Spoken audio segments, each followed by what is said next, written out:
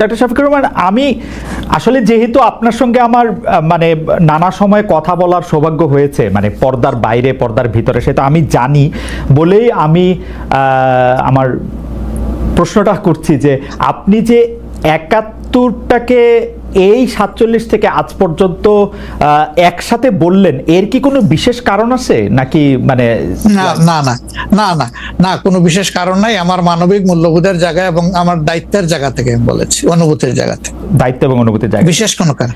আচ্ছা, আমি আবার ২-৩ দিনের ঘটনা একটু আসি। আমরা দুইটা ঘটনা আমরা দেখেছি যে আমাদের অনেককে ব্যথিত করেছে। একটা হচ্ছে লালমনিরহাটে একজন যিনি নরসুন্দর, তিনি এবং তার ছেলেকে খুব আয়োজন করে মারধর করা হচ্ছে এবং তাদেরকে টেনে নিয়ে পুলিশের কাছে নিয়ে যাওয়া হয়েছে। এবং আরেকজন যিনি ২০১৮ সালের ডিসেম্বরের রাতের ভোট বলে খ্যাত নির্বাচনের যে প্রধান নির্বাচন কমিশনার, তাকে আসলে খুবই অপমানজনকভাবে মানে থানায় নিয়ে যাওয়া হয়েছে এবং সেটা আবার ভিডিও করা হয়েছে।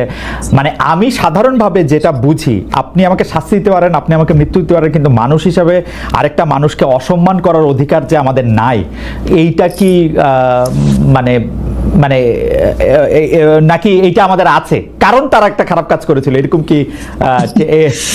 মানে আমি জানি না, মানে অনেকে তার আরেকজন, জি আপনি বলেন, আরেকজন খারাপ কাজ করেছেন বলে আমিও করব, এটা কোনো যুক্তি? আমি আরেকজনের খারাপে কষ্ট পেলাম, ক্ষতিগ্রস্ত হলাম, এখন আমি সেম অথবা ওয়ার্স দেন দিস আরো খারাপ কিছু করলাম তার সাথে, সেটা কি কোনো মানবিক আচরণ বলে গণ্য হবে? নিশ্চয়ই না।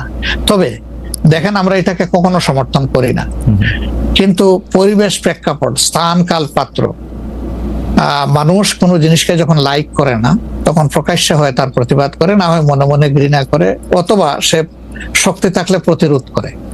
এই তিনটা স্টেজ থাকে, এটা হাদিসের ভাষা অনুযায়ী। তো এই অবস্থায় আমরা হয়তো ভিজিবল সেই রকম প্রটেস্ট অনেক ক্ষেত্রেই করতে পারি না, কিন্তু আমরা এগুলাকে মনের দিক থেকে সাপোর্ট তো করি না, আমরা বরঞ্চ মনে করি যে এগুলা আরেকটা অপরাধ। ডেফিনেটলি সিইসি যিনি ছিলেন, তিনি তো একজন মানুষ, তিনি এই রাষ্ট্রের একজন সিভিল সার্ভেন্টও ছিলেন এবং উঁচু পর্যায়ে তিনি দায়িত্ব পালন করে তিনি রিটায়ার করেছেন। তিনি নিশ্চয়ই কাজ ভালো করেন নাই, অনেকগুলা খারাপ কাজ করেছেন। সেই সময়টা জনপ্রত্যাশার এগেইনস্টে গিয়ে করেছেন, সত্য তথ্যের উপর না থেকে অসত্য তথ্য তিনি তার সংস্থা থেকে বলেছেন, সেগুলো সব খারাপ। তো তার জন্য তো আদালত আছে, কিন্তু আদালতে যাবেন, আমি তাদেরকে আদালতে নিয়ে যাই, আইনের আওতায় নিয়ে যাই, কিন্তু আইন আমার হাতে আমি তুলে নেবো কেন? এটা তো কোনো অবস্থায় আমরা সমর্থন করবো না। এই জন্য আপনার স্মরণ থাকার কথা, ৫ তারিখ রাত্রেই আমরা ঘোষণা করেছি যে ব্যক্তিগতভাবে আমরা কারো উপর থেকে কোনো প্রতিশোধ নেব না এবং আমরা নেইনি। আমাদের ২-১টা ব্যতিক্রম ঘটনা ঘটেছে, আমরা তাদেরকে শাস্তি দিয়েছি, আমরা ছাড় দেই নাই কাউ। আমাদের এই ঘটনাগুলো র্যান্ডম না, ব্যাপক না, ২-১টা বিচ্ছিন্ন ঘটনা, আমরা কাউকে ছাড় দেই।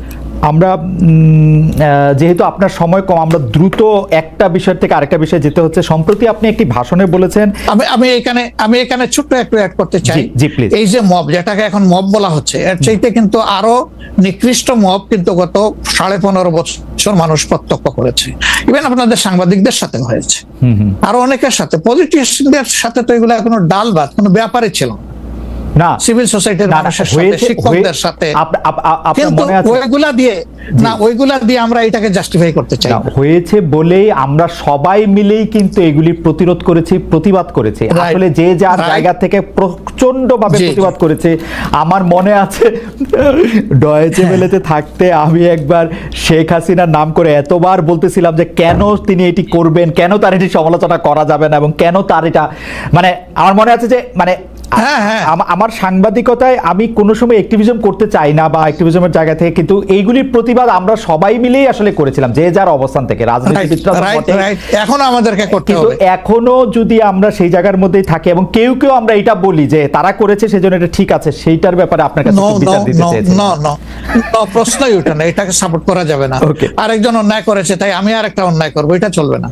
আর তাইলে আমরা ভালোর দিকে আগাবো কিভাবে? অ্যাবসলিউটলি আমরা আগাতে পারবো। আপনি সম্প্রতি এক ভাষণে বলেছেন, আরেকটা প্রসঙ্গে যাই, যে সেই গণতন্ত্র হালাল যার মাধ্যমে আল্লাহর বিধান কায়েম করা যাবে, বুলেট নয় ব্যালটের মাধ্যমে যেতে হবে।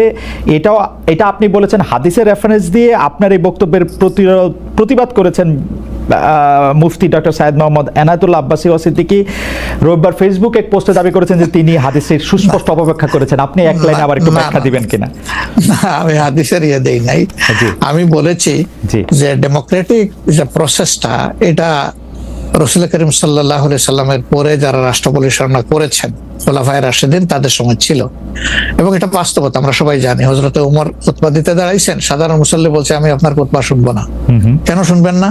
ওই যে আমরা কুশাগার থেকে কাপড় পাইলাম, আমার কাপড়ে লম্বা জামা হইলো না, আপনারটাই লম্বা জামা হইলো কেমনে? এই তো সেম কাপড় দেখতেছি। তখন তিনি তার ছেলে আব্দুল্লাহ ইবনে উমরকে বলেছিলেন, বাবা তুমি এবার জবাব দাও। তিনি দাঁড়াইয়া বললেন যে দেখেন, বাবা তো রাষ্ট্রের দায়িত্বশীল, তার সাথে বিভিন্ন বিদেশি প্রতিনিধি দল আসে, এই রাষ্ট্রের সম্মানে আমি বাবাকে বলেছিলাম যে বাবা আমাদের পোশাক 2 টুকরা করে কাটার দরকার নাই, আপনি অনুমতি দিলে আমি কুশাগারকে রিকোয়েস্ট করতে চাই যে আমাদের 2 পিস না কেটে দিয়ে দেওয়ার জন্য, সেটা দিয়ে আপনি জামা বানাবেন। তো আমার বাবা এবং আমার 2 পিস মিলে উনার 1 পিস হয়েছে, এবং তাই উনার জামা লম্বা। তো লোকটা বসে আল্লাহ শুকরিয়া আদায় করে বললেন যে খলিফাতুল মুসলিমিন, এবার আপনি আপনার খুতবা দেন, আমি শুনবো, মন ভরে শুনবো। তো এই দেখেন, এটাই তো বিউটি অফ ডেমোক্রেসি। ওই যে আপনি ফ্রিডম অফ এক্সপ্রেশন বললেন, এর চাইতে ভালো ফ্রিডম এক্সপ্রেশন কোথায় পাবেন আপনি?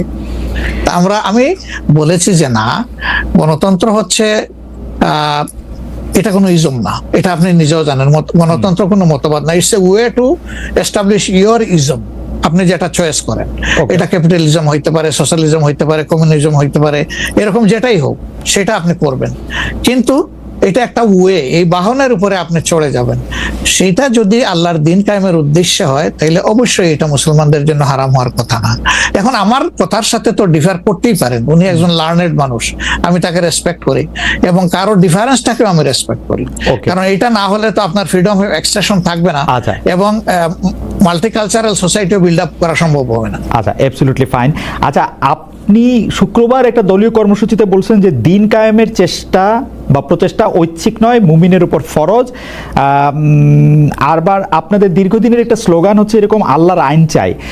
এখন একটি নতুন প্রচারণা, মানে অনেক দলকেই ক্ষমতায় দেখা যায়, মানে জামাত ইসলামের একটা নতুন প্রচারণা এরকম যে অনেক দলকেই ক্ষমতায় দেখা হয়েছে, জামাতকে একটিবার সুযোগ দেওয়া হোক, আপনারা যদি নির্বাচনে জিতে ক্ষমতায় যেতে পারেন তাহলে কি বর্তমান ব্যবস্থা পাল্টে কোরআন সুন্নাহ ভিত্তিক শাসন বা শরিয়া আইন, শরিয়া ব্যবস্থা চালু করবেন? আসলে দেখেন, কোরআন সুন্নাহ ভিত্তিক মানে অনুশাসন যেটা, এটার ব্যাপারে সমাজের পারসেপশনের ভিন্নতা আছে।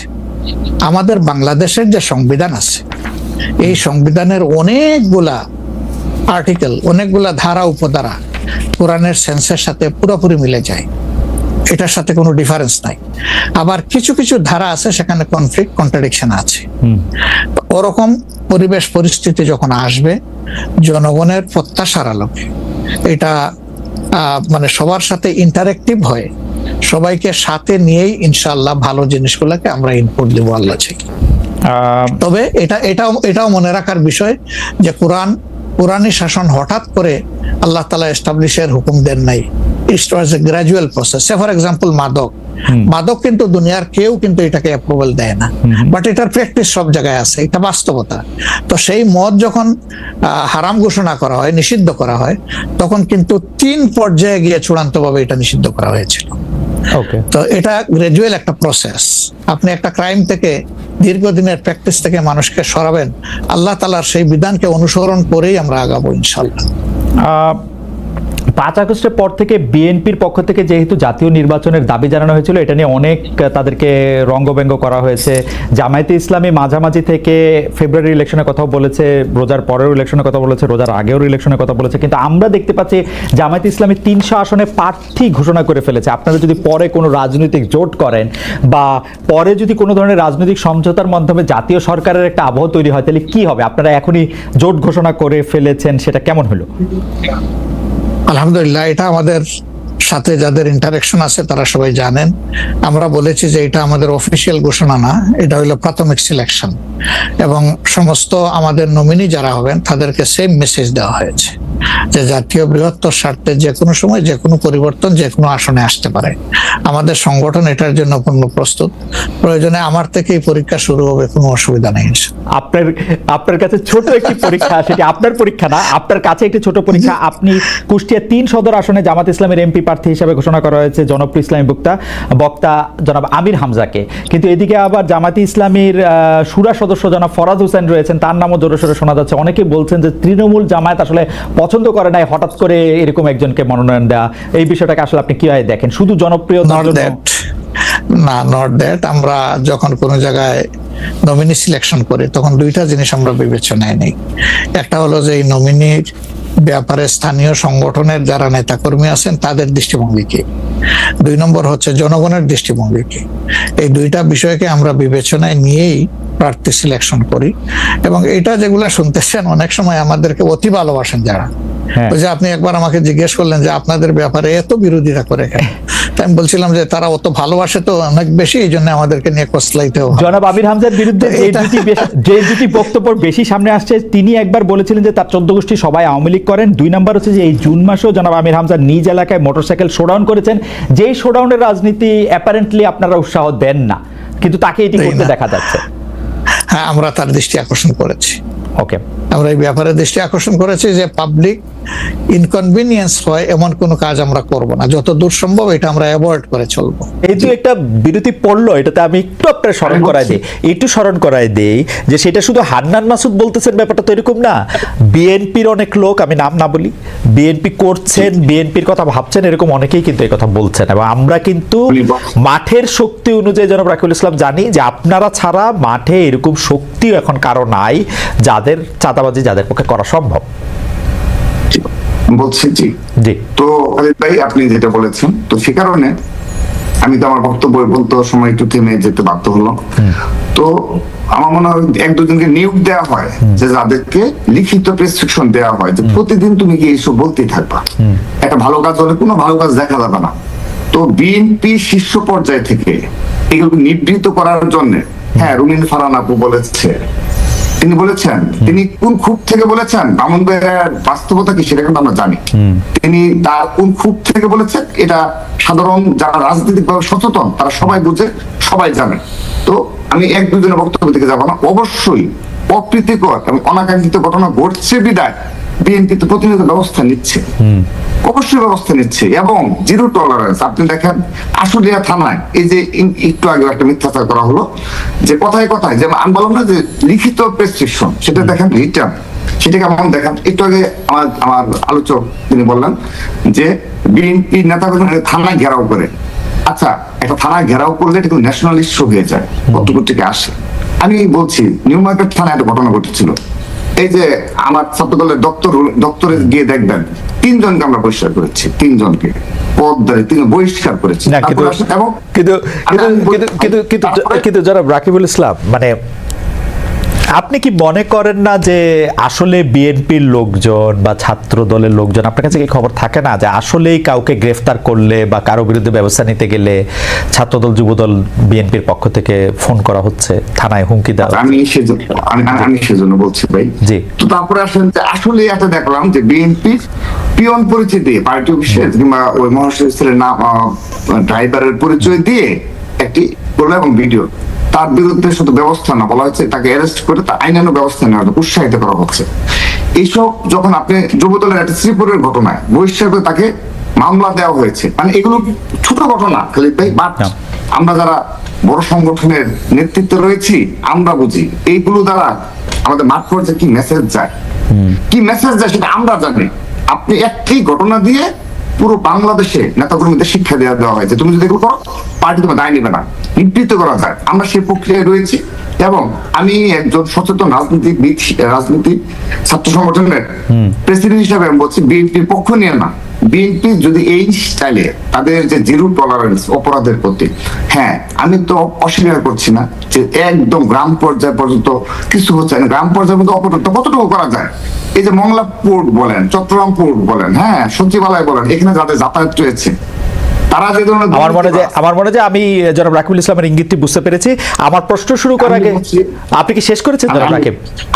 আরেকটু ভাই, আচ্ছা তাহলে যদি আপনি 1 মিনিটে শেষ করেন। না আমি সরি, আমি খেয়াল করি। জি, এখানে যাদের যাতায়াত রয়েছে এবং এখানে তাদের কাজটা কি, আমি খালিদ ভাই আপনি আমাকে শুরুতে প্রশ্ন করেছেন যে সর্বশেষ আপনার টকশোতে আমি ছাত্রদলের সভাপতি হিসেবে বলেছিলাম যে ছাত্রদলের সভাপতি হিসেবে যদি স্পেসিফিক দুর্নীতি কিংবা আমার এই পদের অপব্যবহার আমি করি, আমি আমার পদ থেকে অব্যাহতি নেব, আমি আপনাকে স্পষ্ট বলেছিলাম। তো খালিদ ভাই, আপনি আমার কাছে প্রমাণ দেন একটি অভিযোগ, আমি আপনাকে চ্যালেঞ্জ করে বলছি আজকে। না, কিন্তু আমি আজকে এমন কি হতে পারে, আমি এমন কি আজকে হতে পারে যে বলছি, আপনি আসলে দুর্নীতি করতেছেন না, কিন্তু আপনার লোকজন করতেছে চাঁদাবাজি, আপনি আপনাকে আলাদা জি, করতেছেন? না, জি, খালিদ এটা কি ভাই, হইতে পারে? আপনাকে- না না, এটা কি হইতে পারে কিনা, এই কথা আপনার আসতেছে আমি কিনা, বলছি, যে আমি বলছি, ধরেন সেটা ছাত্র বলবো। দলের মধ্যে শুধু রাকিব চাঁদাবাজি করে না আর বাকিরা না, করে? না, না, না, আমি বলছি খালিদ ভাই, যে যদি শীর্ষ নেতৃত্ব ঠিক থাকে খালিদ ভাই, তাহলে আর- আমরা তো দীর্ঘদিন যাবত সংগঠন করি, হ্যাঁ। যদি শীর্ষ নেতৃত্ব ঠিক থাকে, তৃণমূলে তার প্রভাব পড়ে। Okay. আপনি শেখ হাসিনা ডিক্টেটর ছিল,